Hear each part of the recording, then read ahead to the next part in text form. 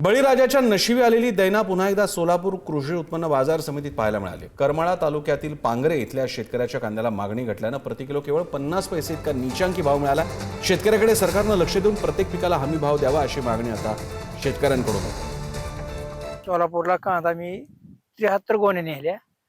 73 गोण्या नेल्यावर मला येताना जेवायला तिकटाला तर राहायचं नाही, पण जेवायला सुद्धा मला पैसे राहिले नाहीत आणि 50 पैसे आणि 1.5 रुपयाने कांदा गेला। हातात ते काय 400 रुपये आलं, जेवलो असतो नाश्ता केला असता तर मला यायला सुद्धा पैसे राहिले नसते।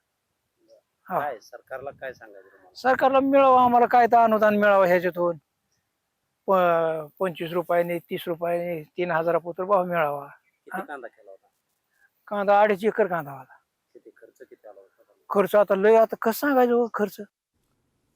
नाशिक जिल्ह्यातही सध्या उन्हाळी कांद्याची आवक सुरू झाली आहे। मात्र येवला लासलगाव बाजार समितीत कांद्याचे दर घसरल्यानं शेतकरी अडचणीत सापडले। काही ठिकाणी कांद्याला कमीत कमी 2 ते 3 रुपये किलो दर मिळतोय, काही ठिकाणी कांद्याला 6 ते 7 रुपयांच्या आसपास दर आहे। उत्पादन खर्चही निघत नसल्यानं कांदा उत्पादक शेतकऱ्यांना आर्थिक फटका बसत असून त्यांच्या चिंतेत वाढ झाली। माझे कांदे 7 रुपये किलो गेले।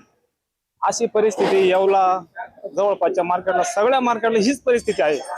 फार अक्षरशः 50 रुपयापासून कांदा विकतो। उद्या कालची परिस्थिती जर बघितली तर सटाण्याची अक्षरशः 50 रुपये कांदा विकलेला आहे आणि याच्या मागे खर्च क्विंटलला 1200 ते 1300 रुपये आहे आणि 7 रुपये ते 5 रुपये कांदा विकू राहिला।